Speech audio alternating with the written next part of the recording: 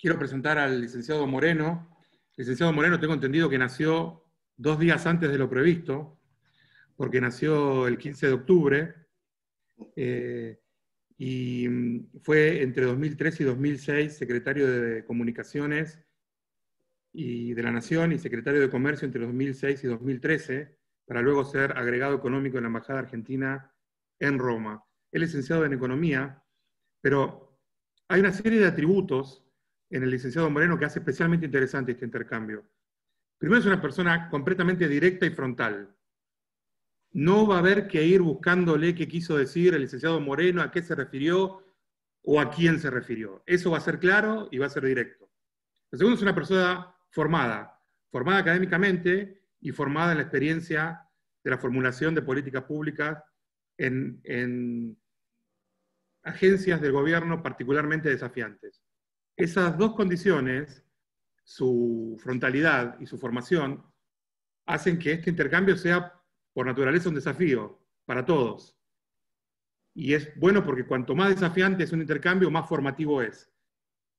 Pero la tercera característica que hace relevante este intercambio es su visión cristiana de la vida pública o de la sociedad, o como una sociedad debería ser. Y eso lo hace particularmente rico. Y sabemos que él tiene un gran ejercicio en compartir sus experiencias, y todos hemos disfrutado y aprendido de sus debates con gente como Jorge Altamira o Carlos Marlatón. Entonces, nos sentimos muy agradecidos por su presencia, licenciado. Y yo tengo entendido, hablando con Luciana, que usted prefiere directamente pasar a un intercambio. ¿Es así o tiene algunas palabras iniciales?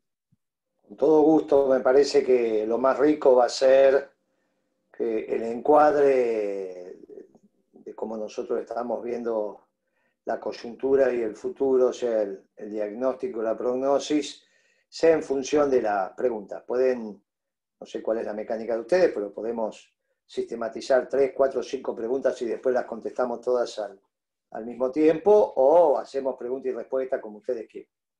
Y ustedes Bien. me dirán de cuánto tiempo disponen, así nos vamos ordenando un poco y yo también.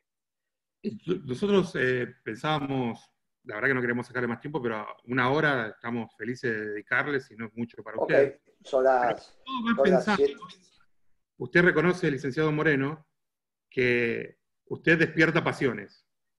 Entonces, es muy difícil que si alguien haya querido estar acá, no quiera estar acá por algún motivo, algo que le tenga en la cabeza. Y yo no quiero que nadie borre eso, ni sea positivo ni negativo, pero quiero repetir que el foco es a futuro. Y quiero empezar para conocer mejor cómo usted mismo se ve, porque esto también tiene que ver con la reflexión.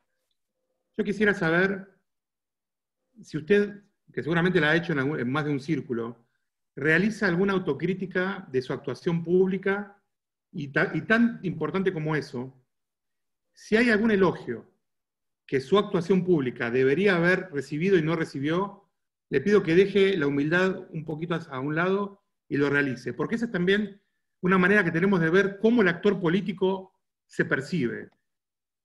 Porque usted ha combatido grandes medios de comunicación que tienen mucho llegada. Entonces, antes que nada, usted tiene la palabra, antes que la tengamos nosotros.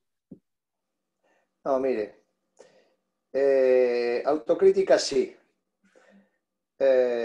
Como secretario de Comunicaciones, yo consideraba y considero actualmente que ahí están haciendo preguntas, pero yo no las voy a poder memorizar si alguien no las... No. Yo los agrupo y después le doy la palabra para que Okay. la formulen, para no estar Okay, saltando de okay. temas.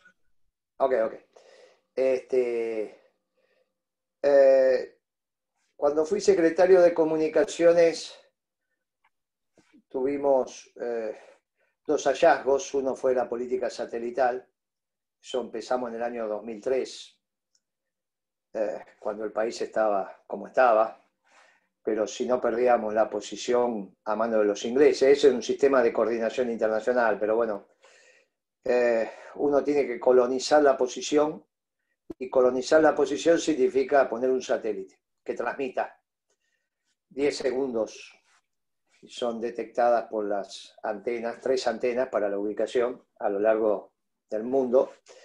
Bueno, ese fue un logro Si no, se la quedaban los ingleses la posición. Cuando uno le dan la posición, si no la coloniza, el que seguía precisamente eran los británicos, con lo cual para nosotros era un doble conflicto, que perdiéramos la posición y que la siguieran los británicos.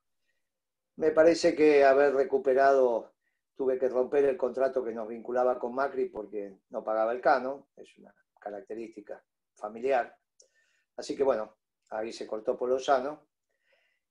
Me parece que esos son los dos hechos, digamos, interesantes.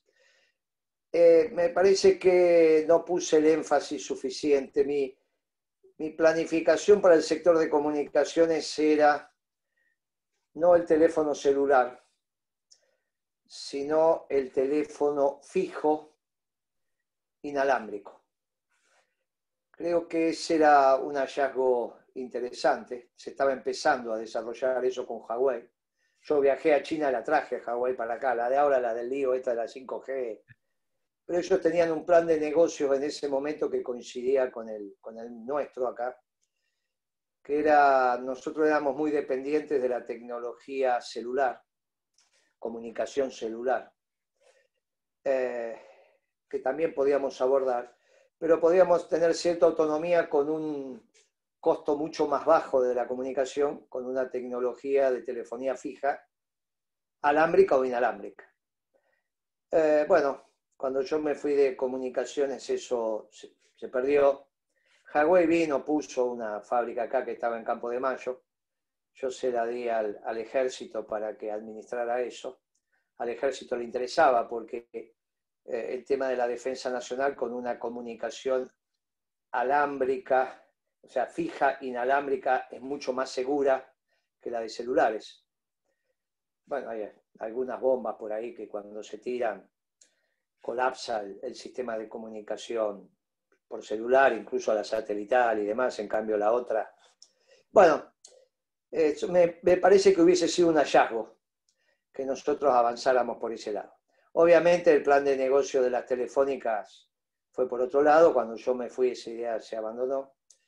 Y entonces, bueno, ahora tenemos una red de comunicaciones celulares, obviamente, la fija prácticamente no se usa, es muchísimo más costosa, sin tecnología propia, en eso somos absolutamente demandantes de la tecnología internacional. Bueno, me parece que esa es una instancia que podríamos haber transitado. En términos de beneficio-costo es absolutamente menor. De hecho, cuando uno tiene un teléfono inalámbrico con el suficiente alcance, que sea celular o que sea inalámbrico, y vos entras por el alámbrico de tu casa, es exactamente lo mismo. O sea, es un problema de tecnología. Pero bueno, fue lo que pasó. En la Secretaría de Comercio sí, es un poco más complejo. El pueblo sufrió mucho. Una semana ya se había muerto Kirchner y algunos muchachos malos hicieron faltar el aceite, la harina, faltó el azúcar durante prácticamente una semana. Y eso generó mucha angustia,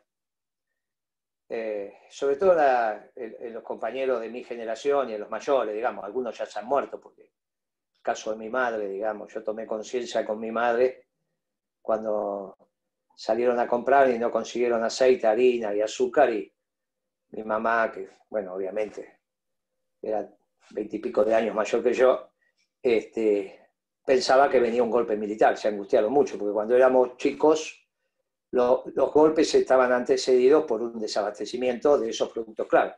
Y esa es pura responsabilidad del secretario de Comercio, digamos. El primer trabajo del secretario de Comercio es que el mercado esté abastecido. Faltó carácter ahí para que eso no pasara y eso angustió. Esa es una espina que me quedó grabada ahí, marcada. Después lo demás fueron las cosas que hicimos. Si alguno te abrazaba en la calle y te decía llorando, volví a comer asado, gracias a usted, ese tipo de cosas.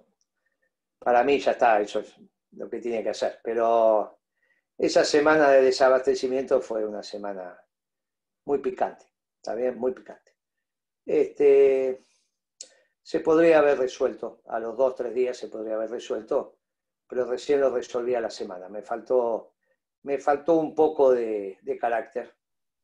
Me faltó ponerle un poco más de ínfulas a las decisiones tomadas. Es casi como que te hicieron renunciar a tu religión y vos dijiste que sí, en vez de que te mataran. Y eso no me gustó. Pero bueno, algunos me han dicho que no tenía alternativa, que esto, que aquello, que acababa de morir Kirchner, que estábamos todos conmocionados, que esto, que aquello. Bueno, no importa. Uno siente que defeccionó en ese momento. Claro, ustedes, si yo no se los cuento, ni se acuerdan. Los que son más pibes ni se acuerdan, y los otros, salvo que estuvieran muy justos, ni se van a acordar, porque, no sé, estoy viendo algunas caras, pero no me parece que es que recién compran la botella de aceite cuando se quedan sin aceite. En general tienen, y tienen el kilo de azúcar, y tienen la harina. O sea que esto es para la gente muy necesitada, ¿no? Y faltó mercadería. Pero bueno, esto es un poco la respuesta a tu pregunta en cuanto a las autocríticas. Muchas gracias. Hay una respuesta ahí sobre, porque su relato sobre el tema de la telefonía, el tinte es de una oportunidad perdida, quizás no central y no irrecuperable, o sí, pero para poner el tono mirando hacia el futuro. Hay un discurso ya instalado de que lo que hagamos, incluso si lo hacemos bien a partir de ahora, los beneficios no los vamos a ver. Lo van a ver nuestros hijos y nuestros nietos, etc. Sin embargo, hay algunas personas que sostienen que Argentina tiene esa capacidad casi mágica, mística, de levantarse permanentemente de las ruinas, y que si el esfuerzo fuera sincero y bien organizado, nosotros, incluso los mayores de los que estamos acá, podríamos ver algún brote, no en el sentido reciente de la palabra, sino verdadero. ¿Usted qué piensa respecto a esa capacidad de resiliencia de nuestro país? Estoy hablando del tejido social, del tejido productivo, de los recursos naturales. Mire, si hacemos lo que hay que hacer en las próximas semanas, y que son claves, también podemos terminar en un proceso anómico, ¿no? Pero obviando el proceso anómico, que es el peor proceso de cualquier sociedad, el peor proceso de cualquier sociedad. Si evitamos eso, y tomando la opción positiva, el año que viene podemos crecer sin ningún problema al 15%, y en los próximos 3 años recuperamos todo lo perdido, y en 2 lustros tenés otro país, y en 30 años tenés un ingreso per cápita de $30.000. Así que la Argentina en eso es extraordinaria. Pero bueno, tenemos que hacer bien lo que tenemos que hacer, y esa es la duda que tengo, sobre todo con el actual gobierno, ¿no? Un gobierno, es muy difícil, 2 gobiernos seguidos con la característica del de Macri y del de Alberto Fernández. Muy difícil, muy difícil. Es como que Dios nos está poniendo una prueba demasiado exigente, ¿no? Demasiado exigente. Pero bueno, por algo será, qué sé yo, será Por favor, porque... caracterícelo a ambos, ya que son un bloque en su mirada. Bueno, el anterior fue un vago y un ignorante. ¿Está bien? Un vago, muchacho no está formado, no le gustaba trabajar. Y no solo era él, yo lo conocía casi todos. A Macri por el tema del gobierno, y a su equipo porque eran los muchachos que estaban en la municipalidad. Esos muchachos que a las 6 de la tarde están con pantalones blancos, recién bañados, pero resulta que es un día jueves. Vos decís, pero si no laburás los jueves, no laburás los miércoles, ¿viste? Está difícil. Todo lo que estoy viendo acá son muchachos que laburaron, estamos todos con cara de cansado, porque son las 7, 7 y pico, estás cansado. Algunos empiezan a las 6, otro a las 8, otro a las 9, pero todos estamos cansados, estamos chivados. No va a haber ninguno acá de pantalones blancos. Y bueno, no había ministro de Macri cuando era jefe de gobierno que no a las 6 de la tarde no estuviera de camisita celeste recién planchada y pantalón blanco. No habían laburado, son vagos. Es un sistema de vagos, pero aparte muy inepto, muy inepto. El problema que tenemos con este gobierno es el primer gobierno peronista que no adscribe a los principios y valores. Tiene una El primero. cabeza... En el peronismo, no, el peronismo es el primero, lejos. No te pueden gustar nuestros principios y valores. Como no tenemos otros, morimos con la bota puesta. Nos tienen que sacar a bombazo. Pero este es un gobierno, entre comillas, que votó el peronismo, pero que no adscribe a los principios y valores fundantes de la familia, del hombre, de la comunidad, en el orden que quieras. Entonces eso para nosotros se nos hace muy difícil, te desordena. Fue lo que pasó con la policía el otro día, ¿no? O sea, había dos principios que estaban en puja, el principio de autoridad y el principio de rebelión. Y bueno, obviamente no podía haber principio de autoridad porque los que mandan no corren la suelta de sus subalternos, ¿no? Los subalternos están mal dormidos, mal comidos, mal vestidos y mal pagos, y los que mandan no. Entonces no hay principio de autoridad, va el principio de rebelión. Pero el problema de un principio de rebelión en la policía es lo que vos viste. Fue la primera vez que la policía encima no se revela como cuerpo, sino como subcuerpo en cada departamental. Fue un lío. Yo ya el año pasado decía, guarda muchachos, cuando las bandas policiales empiecen a caminar, esto estamos en un lío muy grande. Por eso el concepto de anomia es un concepto muy importante. Cuando uno quiere describir lo que puede llegar a pasar en el tejido social. Entonces, si no vamos a la anomia, Dios no lo permita, o bueno, Él sabrá por qué lo hará así, en nuestro trabajo es tratar de impedirlo, la Argentina poder resolver los temas rápidamente. Este gobierno, al no ser un gobierno de principios y valores, o se hace peronista y empieza a gobernar como un peronista, o terminamos muy mal. Entonces, un gobierno de vago e ignorante y un gobierno que le sigue sin principio y valores, estamos en un lío muy grande. Pero muy grande. Muy grande. ¿Está bien? Muy grande. Ahora, licenciado, un tema es qué hacer y cómo, y otro quién lo realiza. Hay gente que, seguramente digo, no estoy hablando de nadie en particular, pero gente de este grupo, que habrá apoyado al gobierno anterior y al actual, y quizás, si en estos últimos minutos de sus comentarios hubiera dicho yo, estoy hombro a hombro con Moreno, pienso distinto, actúo distinto, pero quiero lo mismo. Entonces, ¿cómo se hace para llamar a esa gente? La única puerta de entrada, ¿vieron la palabra del Señor que dice, es más fácil que un rico pase por el ojo de una aguja? La salvación de la Argentina pasa por la boleta de afiliación al Partido Justicialista o se puede trabajar de otros lados. No, la salvación pasa por un modelo de desarrollo económico permanente y sustentable con orientación a la producción. Ese es el título. Y para eso hay que trabajar. Te ganarás el pan con el sudor de tu frente, es un hecho básico. Ahí en todo caso tenemos una diferencia con algunos sectores vinculados a la reforma, pero sobre todo a los sectores sajones de la reforma, por la tasa de ganancia. Con eso que vos acabás de decir, será más fácil que un rico pueda ver por el ojo que... Bueno, hay unos sectores del cristianismo que dicen que es al revés, digamos, ¿no? Que el que sea rico en la tierra es el premio de Dios y vos lo tenés que utilizar, y que para ser rico en la tierra la tasa de ganancia tiene que ser la máxima que pueda. Bueno, yo en eso tengo una visión católica de la tasa de ganancia, digamos, ¿no? Desde la propiedad privada, que Dios te la da, pero para el bien común, y maximizar la tasa de ganancia no necesariamente siempre te lleva al bien común. Pero bueno, ahí entraríamos a cómo hacemos para que las empresas sean rentables, pero yo tenga también un poder adquisitivo importante de los salarios y generemos una comunidad que sea libre con un gobierno esclavo y no un pueblo esclavo de un gobierno, que esa es la visión marxista.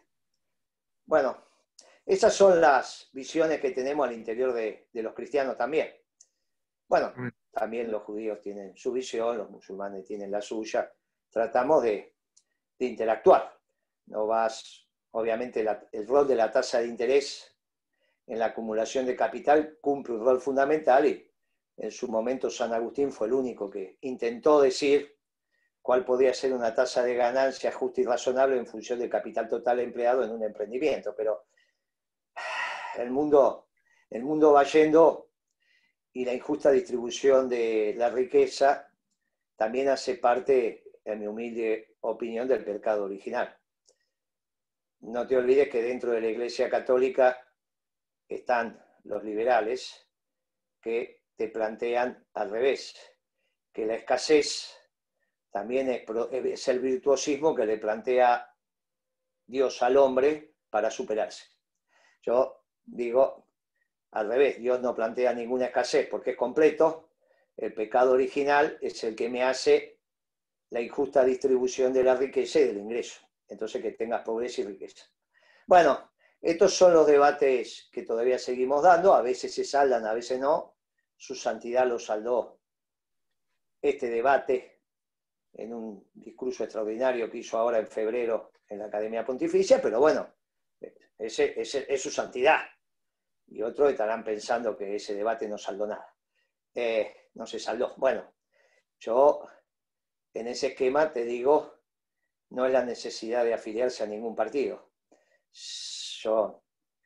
La gente va a ser peronista al margen que se afilie si hacemos la cosa bien. No es necesario, así que no es un problema de afiliación, estamos hablando en otro plano. Estamos hablando en el plano de lo correcto. Bueno. Y en ese sentido, hay Jordán de Villa Gesell, perdóname Jordán, le voy a contar yo la pregunta. Él dice, ¿qué opina usted de la grieta? Y yo le agrego, la grieta es una consecuencia natural de un reflejo de la sociedad, muy posiblemente, seguramente, pero sirve para tamizar quiénes están subidos al barco de este proyecto nacional productivo y quiénes no, o es una tragedia redondamente, que hay que de alguna manera superar. No, mire, yo inicié un diálogo con los sectores del campo. Estamos hablando, cuando hablo del campo, es la pampa húmeda. Campo hay en toda la Argentina, pero saco las economías regionales porque eso no. Que el tomate, que la yerba mate, que el limón, que bueno, eso no hace parte de lo que uno piensa cuando dice el campo. Cuando hablamos del campo, y no estamos hablando de la pampa húmeda.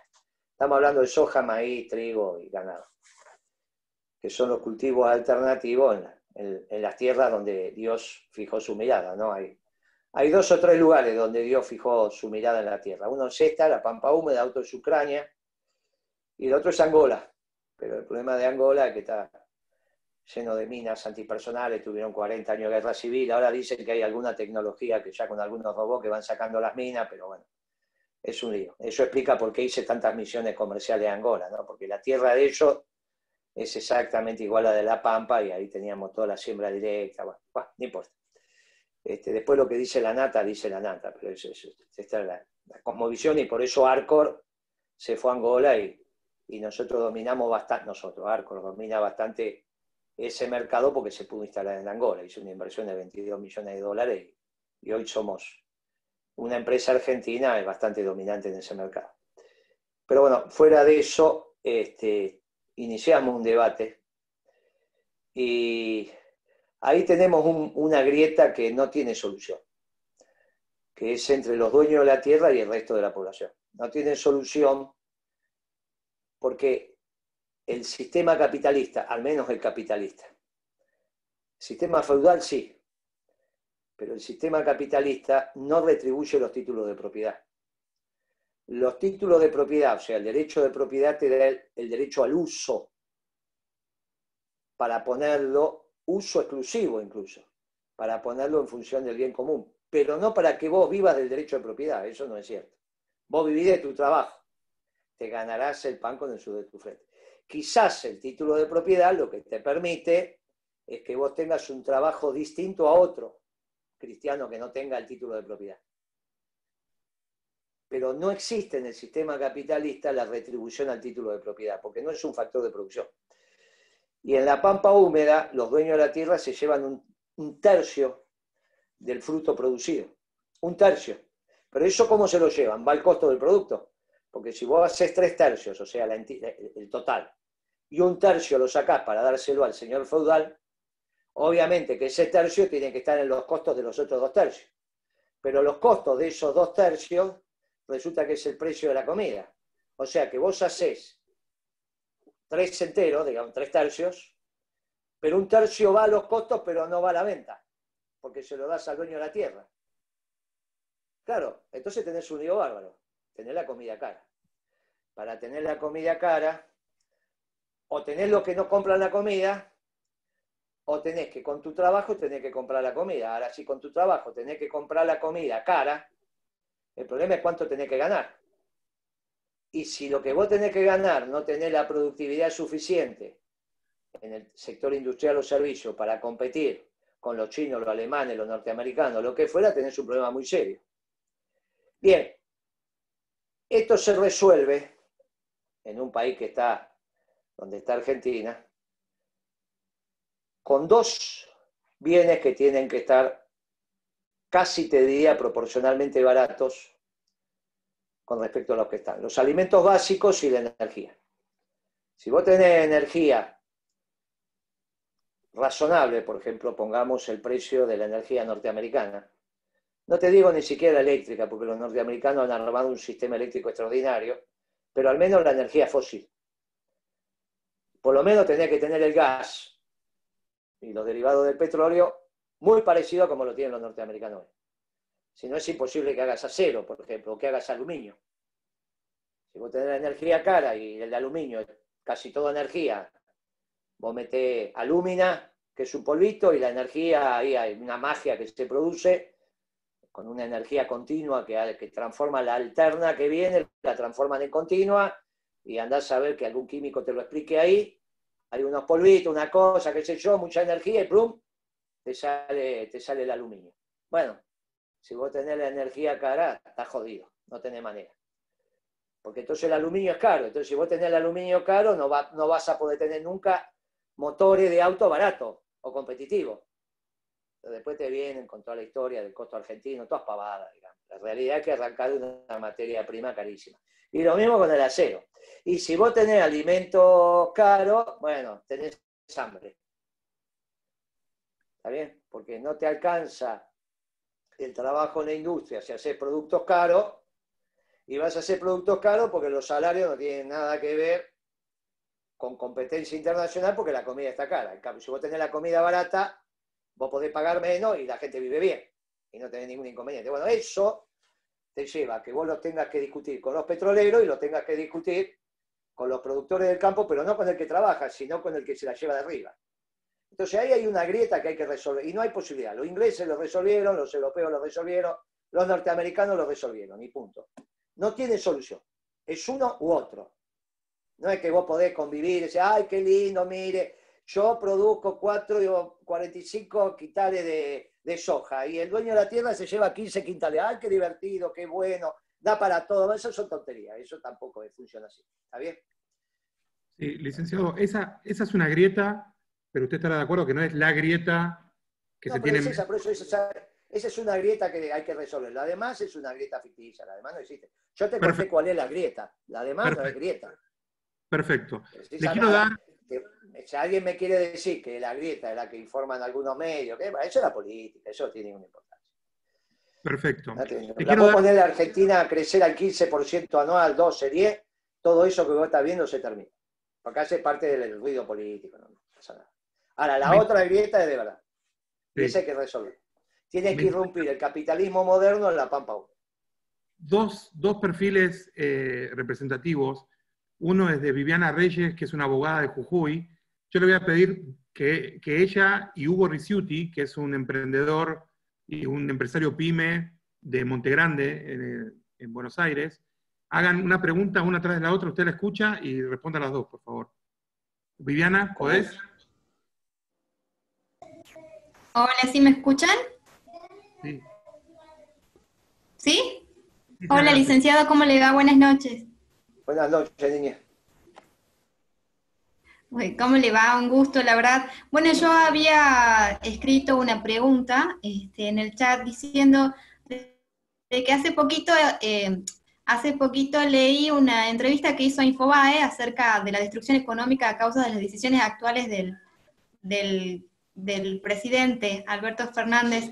Yo soy empresaria desde la cuna, aparte de ser abogada, he visto crecer a mis abuelos en las panaderías y por ahí nos toca esto el rol también de ser nuestros propios agentes, ¿no? Y no ver que el Estado pueda empoderar ciertas cosas y que nosotros también podamos seguir adelante como empresarios. ¿Usted tendría alguna alternativa de solución para que nosotros podamos modificar esta situación económica que tenemos actualmente? Hugo, agregá la pregunta si van juntas. Bueno, vamos a ir por la misma línea entonces. Guillermo, yo me parece que soy el veterano del equipo acá. Vengo del campo, mi abuelo y mi padre peón de campo. Yo tengo una empresa hace 45 años del rubro de la madera. Tenemos una cantidad importante de personas, de empleados, felizmente. Y la pregunta para asociarme a lo de Viviana, ¿qué podemos hacer como sociedad para cambiar el curso de las cosas y poder generar un futuro de posibilidades para nosotros, para nuestra gente, para esto que mencionaste con tanta claridad, que es el principio de justicia, del derecho del laburante y sostener una empresa que le permita tener una vida digna? Muy bien. Primero, las empresas tienen que ser rentables, al margen de su tamaño, tienen que ser rentables. Después cada uno, como el zapato, encuentra su horma, pero tienen que ser rentables. Para eso tiene que haber equilibrio macroeconómico, ¿no? Es imposible, sobre todo en la Argentina, con déficit fiscal y con déficit del sector externo, que se pueda administrar. Esto es fácil de decir, muy difícil de conseguir. Y una vez que los conseguiste, lo tenés que mantener. Es el rol del Ministerio Económico. Tiene que hacer eso, que fue lo que hizo la Baña en nuestro gobierno. Te garantizaba que recaudabas más de lo que gastabas, porque el presidente también lo plantea así, y sobre todo que le vendés al mundo más de lo que le compras con un superávit comercial muy importante.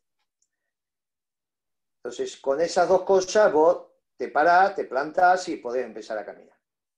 Si no hay superávit fiscal primario o equilibrio fiscal y no hay balanza comercial favorable o equilibrio en el sector externo, no vamos a hacer acá una clase de economía, pero esto es así, la Argentina no se administra. Es muy, muy difícil. Diría yo, imposible. A partir de ahí tenés que tener rentabilidad en los negocios. Bueno, ¿qué hicimos nosotros para que las panaderías fueran rentables? ¿Por qué en nuestro gobierno todos los panaderos cambiaron los hornos, pusieron? Y bueno, muchachos, porque la harina estaba más barata porque pusimos retenciones en el trigo. Esto es así de fácil. Si vos no pones retención en el trigo, el panadero tiene la harina cara y a partir de ahí, después vos le tenés que mirar fijo al panadero y decir, che, por cada kilo de harina, no te hagas el vivo, multiplica por 3, me haces 5 piezas el kilo y me da para que todo el mundo coma pan. Y después, llévate la tuya con los sándwiches de miga, la factura, bla, bla, bla, bla. Está bien, pero a 3 por 1, vos me podés hacer un pan de 5 piezas el kilo y no te pongas gracioso. Bueno, cuando esto se acuerda con los panaderos, hubo varios años donde las panaderías estaban complicadas y después todo veía que, sobre todo la panadería, era el negocio que más florecía. Bueno, porque arreglamos el tema del precio del trigo, muchachos. Esto, si no se arregla el precio del trigo, no hay manera, no hay magia, ¿está bien? No hay magia. Con respecto a la madera pasa exactamente lo mismo.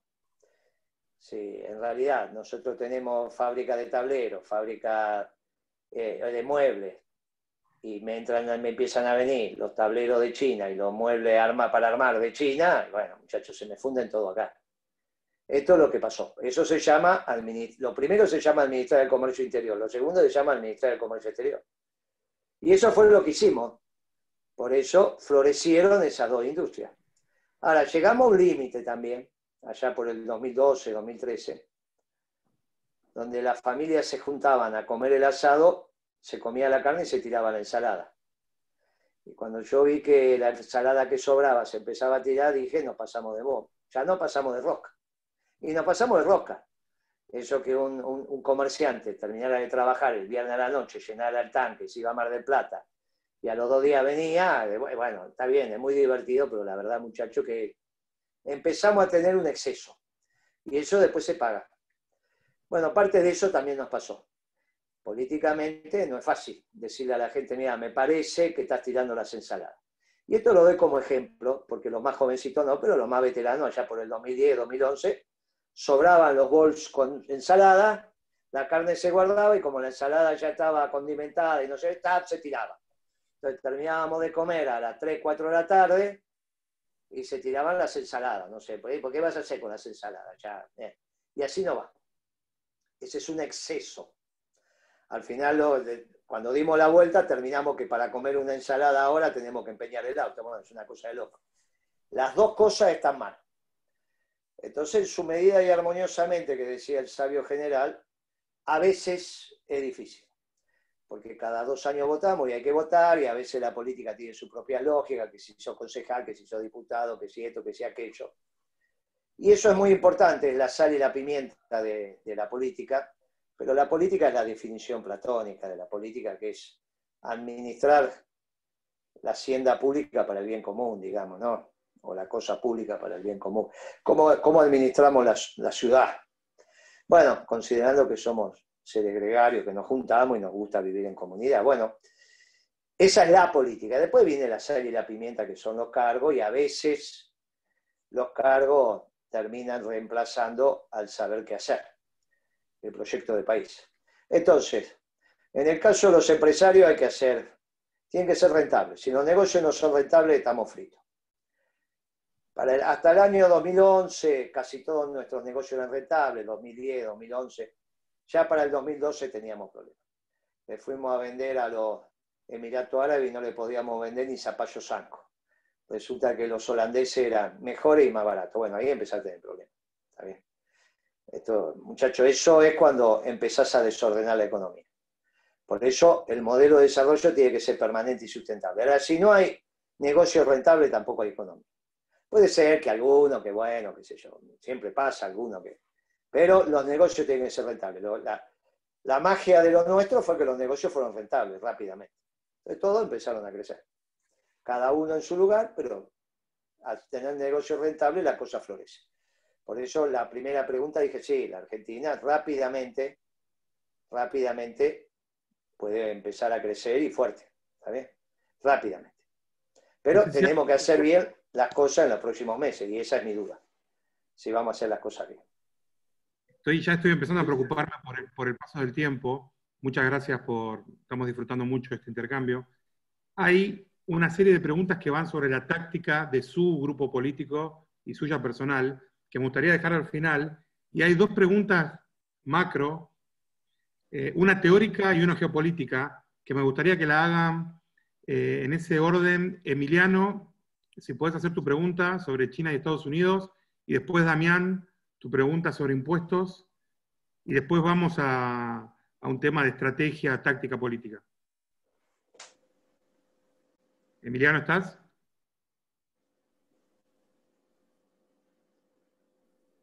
Damián, si no. Sí, ¿qué tal, Moreno? Buenas noches. ¿Qué tal, Coti? Un placer. ¿Qué tal? Sí, mi pregunta tiene que ver con el tema del poder adquisitivo y los impuestos. Usted hace poco habló en una entrevista con Viviana Canosa y dijo que la misión del peronismo era crear y aumentar la clase media. Y en los últimos años estuvimos viendo cómo el poder adquisitivo de los salarios fue cayendo y aún así los impuestos fueron aumentando.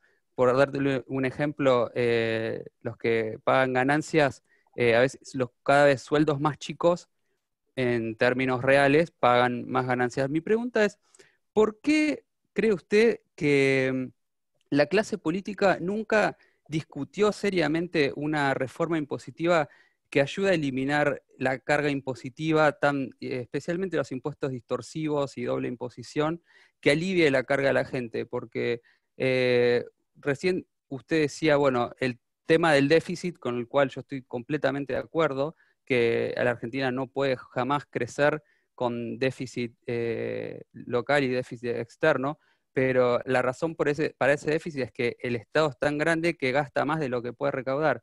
Entonces aumenta la presión impositiva. Pero la pregunta es esa, ¿por qué hasta ahora, por lo menos yo no la vi, hubo una discusión seria con respecto a esto que alivie un poco, especialmente los impuestos a la gente más necesitada? Gracias. Sí, está bien la pregunta. Primero, la clase política iría de Macri a Cristina, pasando por Moreno y todo lo demás, con lo cual, Sí, si todo eso es el la clase espectro. política, es la política, ¿no? ¿Cómo? Por supuesto, sí, todo el espectro político. Por eso, entonces no hay clase política, digamos. Yo no soy marxista, no divido la sociedad en clases, no sé bien qué sería la clase política. Digamos, yo hago política de los 14 años y me mataron 50 amigos que no envejecieron conmigo, y muchos de ellos lo tiraron vivos al mar. A los primeros no le abrían la panza, y entonces aparecieron los cadáveres en la costa, y a los segundos ya sí, le abrían la panza para que se fueran para el fondo y se lo comían los pescados. Así que yo no sé si eso sería también la clase política, digamos, ¿no? Los que mataron y... no sé, por eso no sé qué es la clase política, qué sé yo. Me parece que eso es una definición que no la termino de entender. No sé si son todos los que son cargos electivos o también los cargos no electivos que son empleados públicos. Si son los jueces, si los jueces son la clase política también. No sé quiénes son los generales, serían clase política, que lo eligen los políticos. No sé qué es la clase política. No termino de entender, pero bueno, no importa. Vos me querés decir que la Argentina, en su administración superestructural, no decidió bajar los impuestos. Y yo hasta puedo coincidir con vos. Ahora, los impuestos en la Argentina no son tan altos. Lo que pasa es que vos me contestás ahí, no, ¿cómo no? Es el 50% de los que pagan, claro, pero hay un 40% de economía negra. Y no hay ninguna posibilidad de que el 40% de la economía sea negra si los grandes no negrean. Y después de 6 años y medio de ser secretario de Comercio, te puedo asegurar que eso está fuera de discusión. O sea, vos no podés tener la saladita vendiendo en negro si el que hace el hilado no vende en negro. Y el que hace la tela no vende en negro, porque no te dan la cuenta. Así que cualquiera que esté en el mercado sabe esto. Yo tengo un mayoreo de ferretería, así que estos muchachos, todos nos conocemos todos acá, ¿está bien?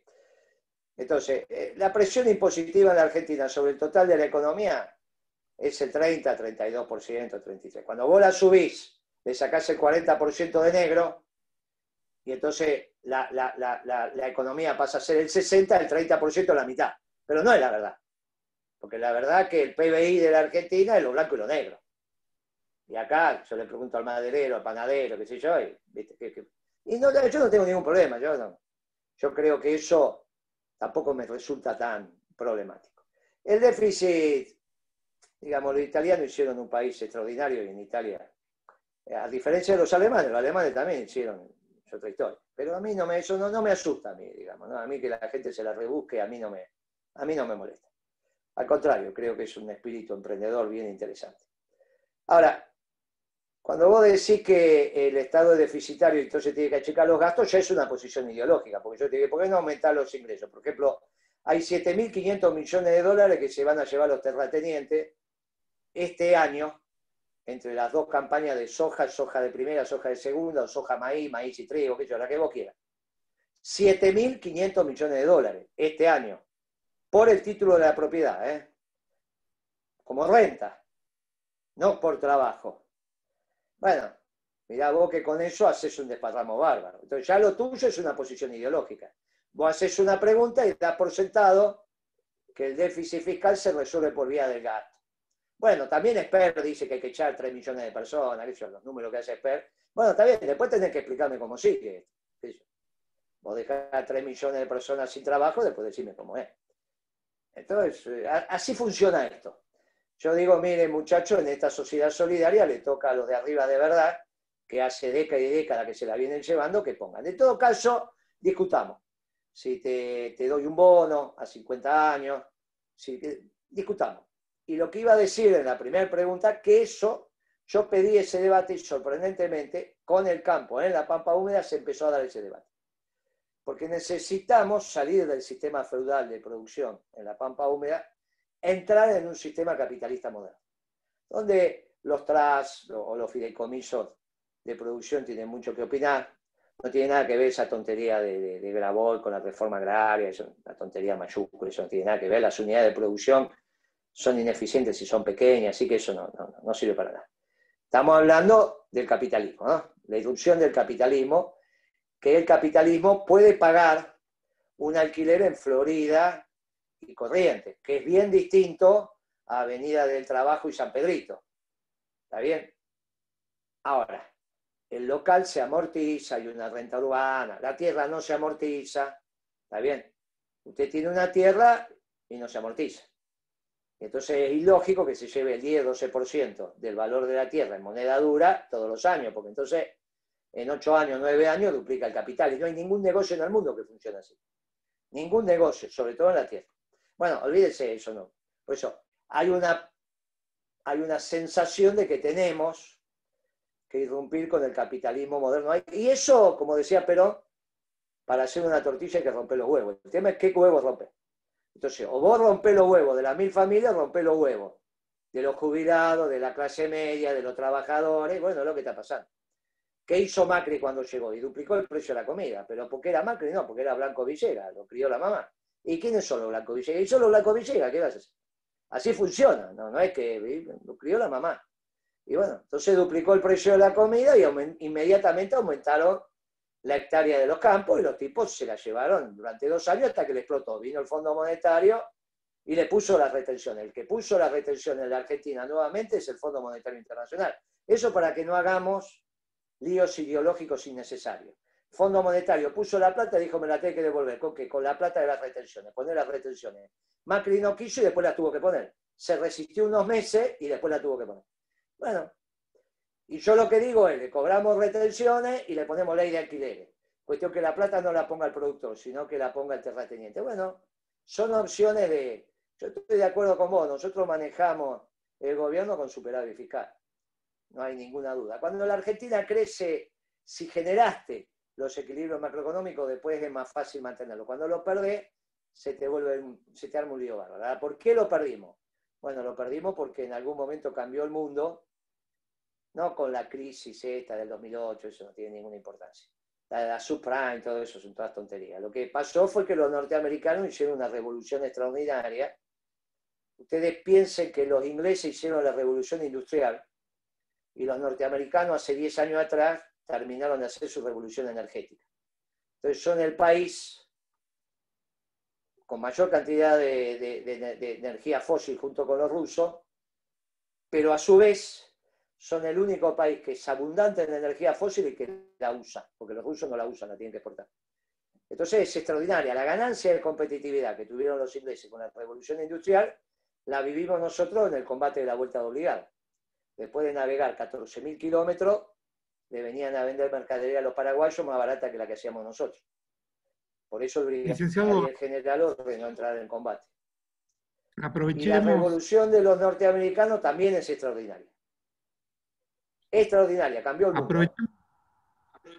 Aprovechemos esta mirada global para la pregunta de Emiliano Arévalo que tiene que ver, y después volvamos por favor al tema de los liberales, tanto como teoría, como representantes teóricos o filosóficos, como actores políticos, y esa ya sería el final de nuestro intercambio. Pero Emiliano, ¿tenés tu pregunta? Bueno. Sí, la tengo. Después Carlos, bueno. ¿no te puedes preparar? Carlos de Neuquén. Dale, Emiliano. Sí, ¿cómo le va, licenciado? Mire, yo tengo una pregunta que es bastante concreta, que tiene que ver con la cuestión de geopolítica internacional, ¿no? Usted sabe que tenemos indicios de que vamos a un mundo bipolar, básicamente entre China y Estados Unidos. Y nosotros ya pasamos por un escenario parecido después de la Segunda Guerra Mundial. La estrategia que para mí siguió Argentina fue una estrategia de no alineación ni con Estados Unidos ni con la Unión Soviética. Desde mi punto de vista, y creo que existe un consenso sobre eso, no resultó muy beneficiosa, ¿no? En el largo plazo. Para adelante,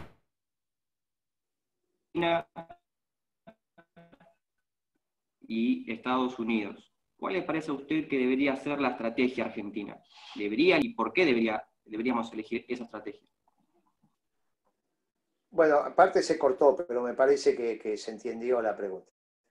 Primero, la estrategia de no alineamiento con ninguno de los imperios es correcto desde los principios y valores, porque si no seríamos ahora todos unos marxistas fracasados si nos hubiésemos alineado con la Unión Soviética y, por ejemplo, no habría mormones, o como se llame.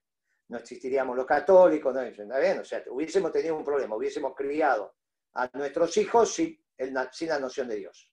Y ese es un lío enorme. Yo no quiero esa sociedad.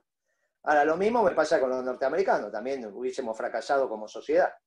Así que el no alineamiento me parece que es correcto. Está bien, nosotros tenemos nuestra propia lógica y sobre eso tenemos que construir. O sea que gracias a Dios existió Perón y no nos alineamos ni con los soviéticos ni con los norteamericanos. Hubiese sido una catástrofe con los soviéticos, no, de eso no hay ninguna duda. Con los norteamericanos, bueno, qué sé yo, pero la verdad que la sociedad norteamericana, eso tampoco me parece extraordinario. Los respeto, todo lo demás, pero la verdad que los valores que anidan en la sociedad norteamericana no son mis valores. Ese es el primer tema, o sea que el no alineamiento me parece extraordinario. Ahora, sobre los chinos también tengo mis dudas, no vamos a ningún mundo donde sea una confrontación chino-norteamericana y esos sean los dos alineamientos. Eso, mirá, no hay ninguna posibilidad de que un país sea potencia si no está en condiciones de llevar la guerra más allá de su frontera. Y para eso necesitas una marina extraordinaria o una capacidad misilística que es la que tiene Putin. Por lo tanto, no le veo a los chinos ninguna capacidad de hegemonizar en el mundo nada, aparte de que el diferencial tecnológico es muy importante. Yo caracterizo a los chinos y a los europeos continentales como los grandes perdedores del nuevo orden internacional. Y los grandes ganadores vuelven a ser los de Yalta, o sea, Putin y Trump. Y sí me parece que el liderazgo del Papa como guía espiritual de la humanidad es muy importante. O sea, alguien tendría que estar en esa mesa hablando por los pueblos que no tienen voz y ese es el Papa. No hay otro, no hay otro. Por lo tanto, a mí me parece que sobre esa base vamos. De ahí a que lo podamos conseguir, creo que los dos ganadores son Putin y Trump. Creo que hay alguien expectante ahí que tenemos que ver los que pensamos la sociedad con principios y valores y veo discutiendo en el mundo dos nacionalismos. El nacionalismo que levanta muros y el nacionalismo que construye puentes. En ninguno de los dos están los chinos. Los chinos hoy se llaman comunistas, pero cuando van en el mundo son neoliberales, con lo cual tienen un lío bárbaro. Por eso iban a Davos. O son socialdemócratas, es lo mismo, para mí es lo mismo. Socialdemócrata, neoliberal, el origen en cuanto a teoría económica es la misma, la escuela austríaca.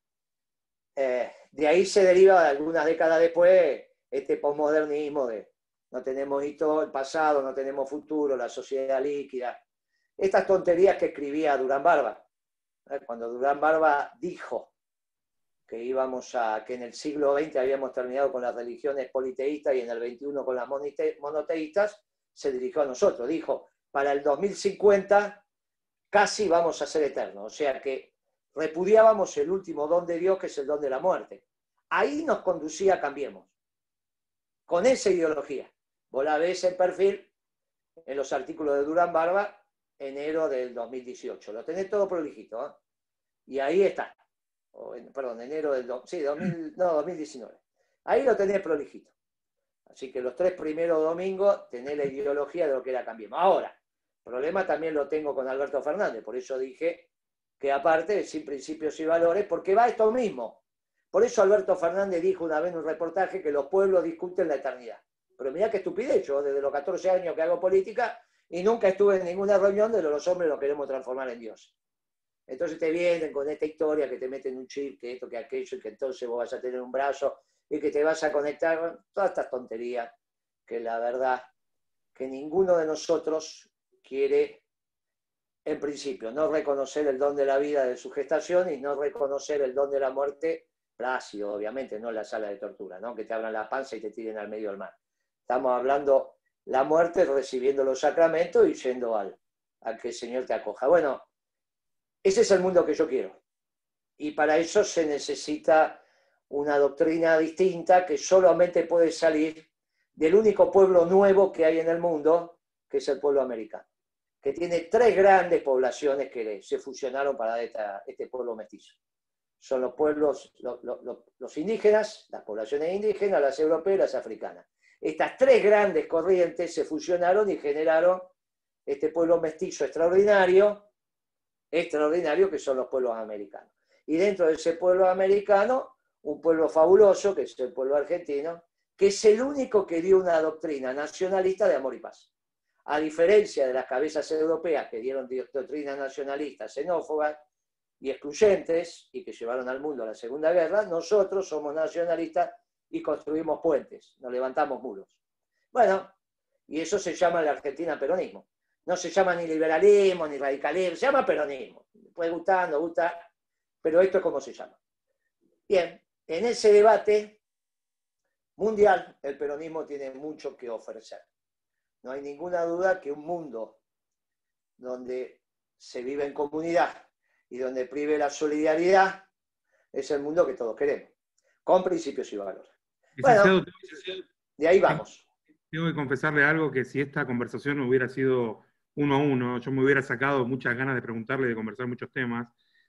Llevo cierta responsabilidad por organizar y por representar las preguntas de otros. Y solamente quiero hacer este comentario. Nosotros somos una denominación cristiana y parte de nuestra fe está basada en un libro de Sagrada Escritura que es compañera e igual de la Biblia, que se llama el Libro de Mormón, de ahí el sobrenombre. Pero el Libro de Mormón es un relato sobre pueblos antiguos en el continente americano que tenían su mirada y su fe puesta en el mismo Señor Jesucristo que la tienen los cristianos de otros lados. Y hay grandes promesas para los pueblos originarios en cuanto a que vuelquen su mente y su corazón a Jesús. Digo eso como una característica de una denominación religiosa que se asocia con Estados Unidos. Y le hago un comentario. Alguien que está acá compartió conmigo que una influencer cristiana también, muy provida, etcétera, denunció a los mormones como que somos digitados por el Foro de Sao Paulo. Y fue una novedad, porque toda la vida la sospecha fue que somos agentes de la CIA. Ahora pasamos a ser del Foro de Sao Paulo. Bueno, yo lo quiero precisar porque es cómico. La verdad que nuestra fe está centrada en Cristo y también hay esas promesas para este pueblo maravilloso del que usted habla.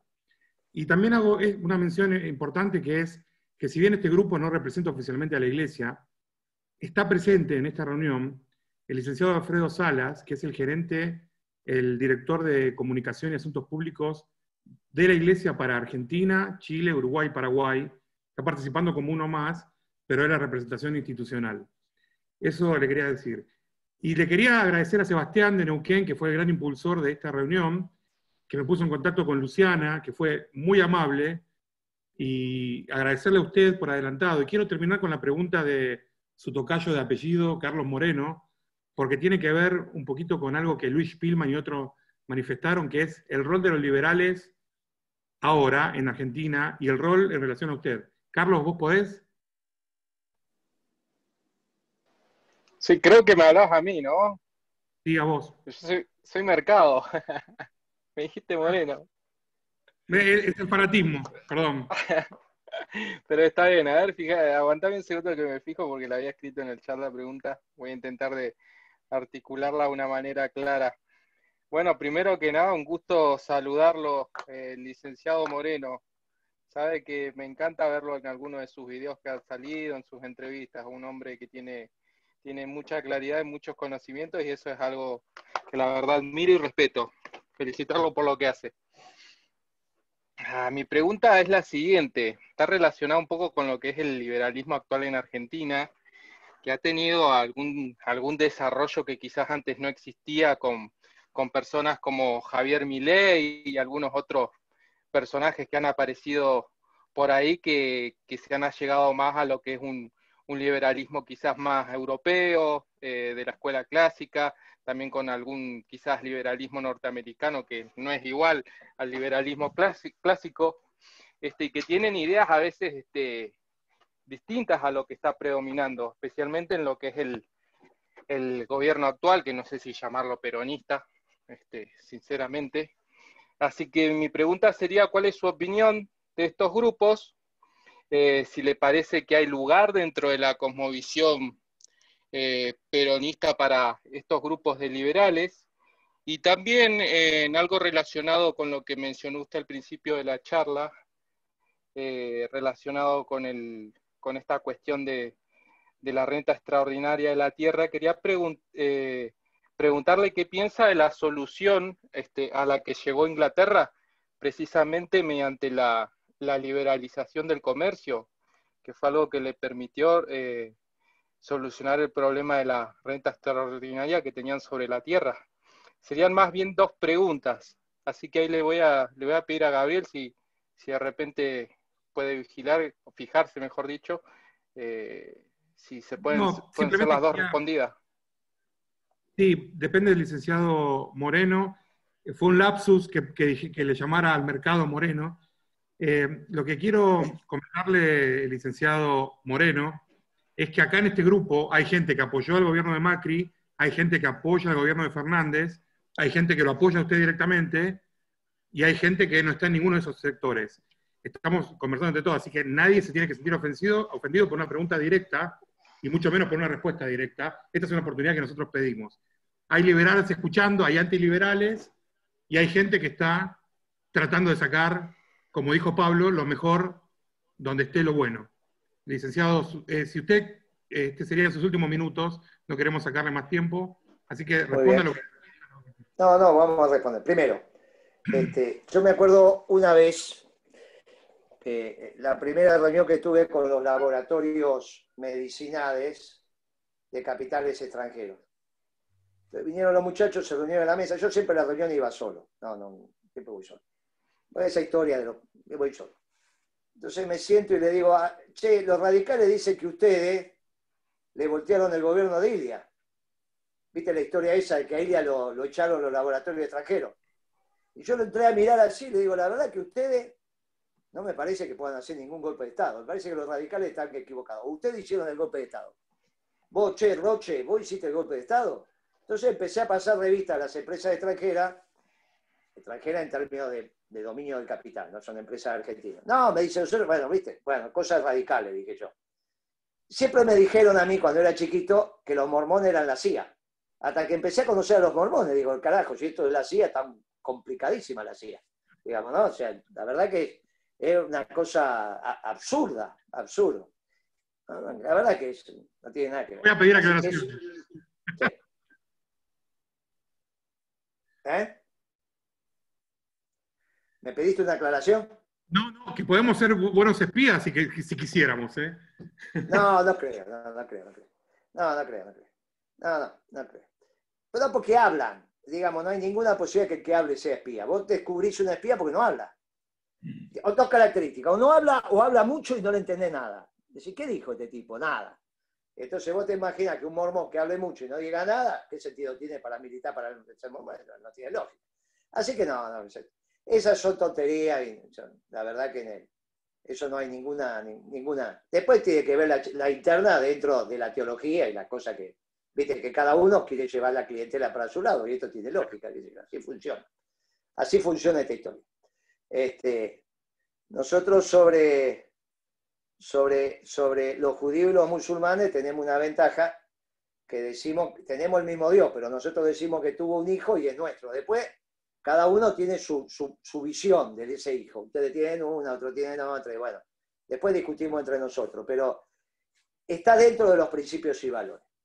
Con respecto a los liberales, y yo lo valoro mucho a Milei, me cae bien, incluso cada tanto nos juntamos a comer, y yo lo valoro. Es un chico que se está formando y que tiene mucho futuro, pero él es neoliberal, no es liberal, estrictamente. Pero bueno, ya nos vamos a ir encontrando. Con respecto a los liberales, yo lo que le digo es que no existe la libertad en el country. Solamente existe la libertad si la comunidad es libre. Y los únicos que planteamos una comunidad libre somos los peronistas, porque no hay una comunidad libre si es injusta. Es muy difícil, porque las tensiones están a flor de piel y entonces es un lío bárbaro. Entonces, tratar de igualar, no sé si igualar, pero que las distancias entre el que más gana y el menos gana no sean pornográficas, me parece que es vital. Y por eso yo lo asocio esto con el pecado y demás. O sea que nosotros tenemos muchos puntos de vinculación con los liberales y algunos con los marxistas, ¿está bien? Tenemos menos puntos de comunión con los neoliberales y con los socialdemócratas, que son casualmente los que hicieron el consenso de Washington y este mundo global que terminó después de algunas resistencias cuando asumió Trump. Hoy Estados Unidos no es neoliberal, por lo tanto, si Estados Unidos no es neoliberal, el mundo tampoco, porque el único que puede conducir el conjunto es Estados Unidos. No lo pueden conducir los chinos, no tienen ninguna posibilidad. Los chinos no tienen ninguna posibilidad de llevar la guerra más allá del desplazamiento de su ejército. Entonces le pueden hacer la guerra a los vietnamitas, a los coreanos, ya con los rusos no pueden, los mongoles, pero no hay ningún imperio que sea imperio si no puede llevar la guerra más allá de su frontera. Entonces, esto que nosotros estamos viendo es, con los liberales, la posibilidad de que entiendan que nosotros también prohijamos la libertad. Nosotros queremos un pueblo de hombres libres. Y eso es ser liberal, en una comunidad libre. No la libertad mía y la esclavitud tuya, sino eso es una joda. ¿Está bien? Todos tenemos almas y todos merecemos ser libres. No es que hay hombres y mujeres con alma y hombres y mujeres sin alma. Eso ya está resuelto. Todos tenemos alma y todos somos hijos de Dios. Por lo tanto, todos merecemos ser libres y todos tenemos libre albedrío. En una comunidad que es libre. Así que hay un espacio de mancomunión extraordinario.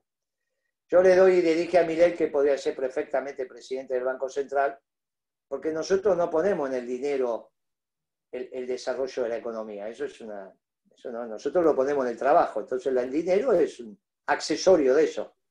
Por eso somos serios cuando estudiamos economía y cuando la hacemos. Por eso cuando hay un gobierno peronista que hace economía peronista, te va bien. Y no es fácil. A Perón lo tuvieron que sacar a metabomba, digamos, ¿no? Si no, no te sacaba. Y a nosotros, bueno, cometimos unos errores al final. Se perdió un poco esa doctrina. Pusimos un secretario de planeamiento estratégico que era marxista, cuando el Papa era, bueno, una cosa loca, el Papa era argentino y vos ponés un secretario marxista que niega la existencia de Dios, ¿no? Es una cosa loca lo que es.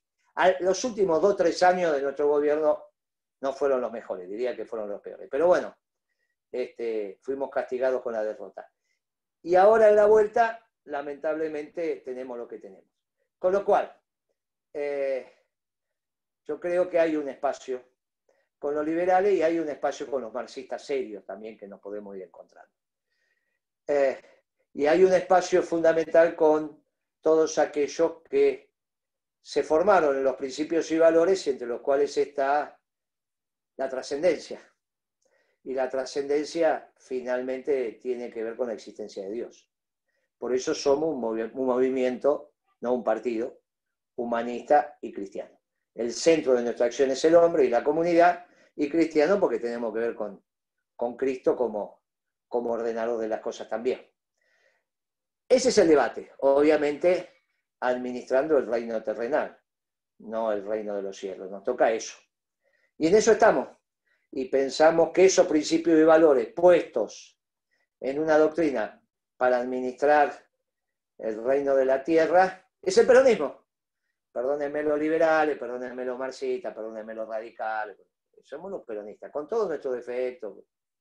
Pero en el fondo es la doctrina que permita que reine la paz y el amor en la tierra. Y si reina la paz y el amor, reinan los principios cristianos al margen de nuestras disidencias y nuestras sutilezas, nuestras diferencias que podemos tener. Y si reina la paz y el amor, no hay duda que es la base de nuestra doctrina peronista. Y ahí nos encontramos.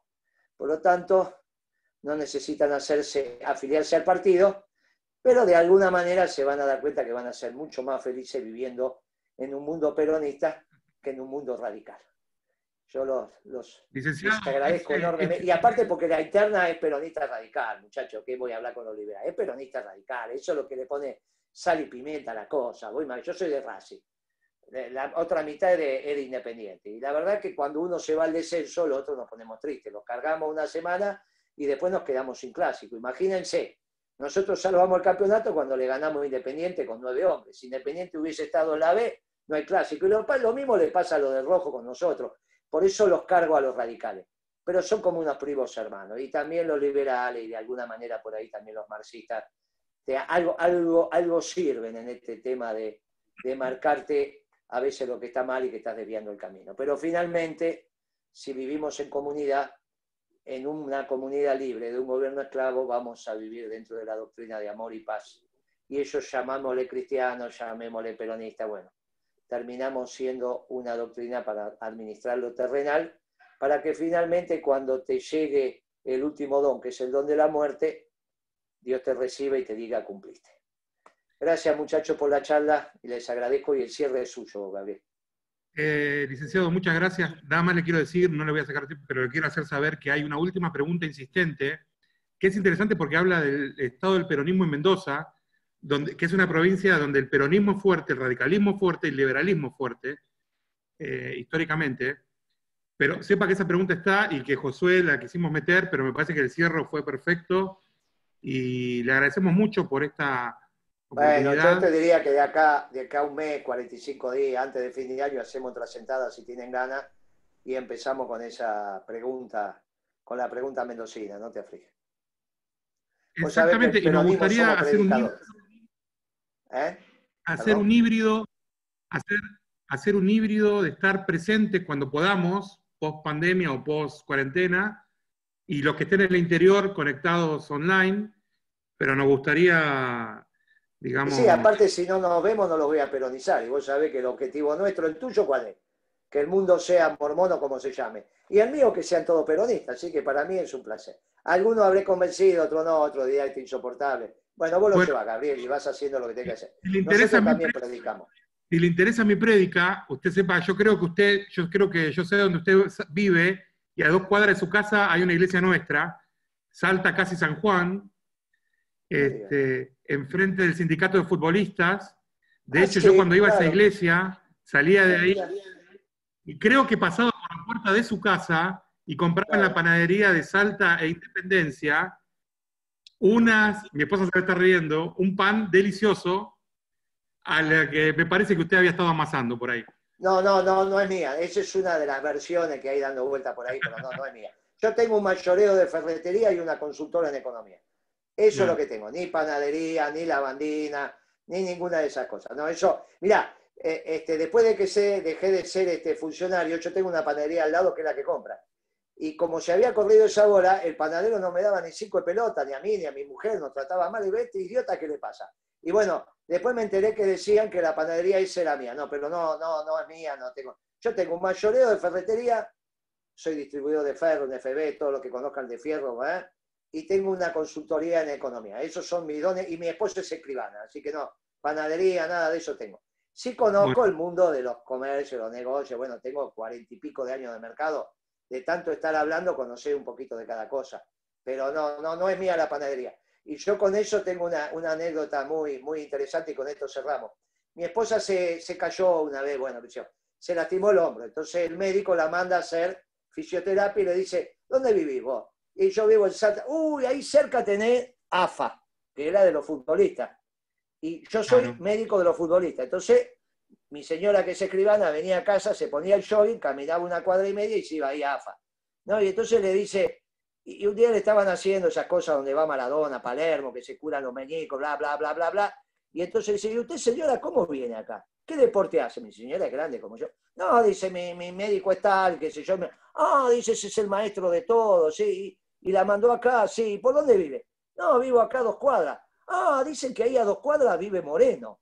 Y mi señora, que explica, dice, sí. No, dice el tipo, pero no debe vivir, debe tener unas minitas por ahí. Imagínense que Moreno va a vivir acá. No, Moreno debe vivir en otro lado. Y mi esposa se reía hasta que se enteraron que era mi esposa. El tipo no sabía. Imagínense, no, Moreno debe tener unas minitas por ahí. Nadie cree que vivo donde vivo, y nací a la vuelta, ¿viste? Y la verdad que soy leal. Ahora viene el 17 de octubre. No nací yo, pero nació mi hijo. O sea, mi vieja tuvo menos puntería, pero yo tuve más, y nació mi hijo el 17 de octubre. Es la lealtad, y aparte soy fiel, digamos, ¿no? ¿Viste? Esas cosas. Somos pecadores, pero te cuento esa anécdota porque está enfrente de tu iglesia. Mirá lo que decían los muchachos de mí. Les mando un abrazo, y cuando ustedes quieran, a disposición. Estamos en contacto, licenciado. Muchas gracias. Gracias. Gracias a todos por acompañarnos. Buenas noches.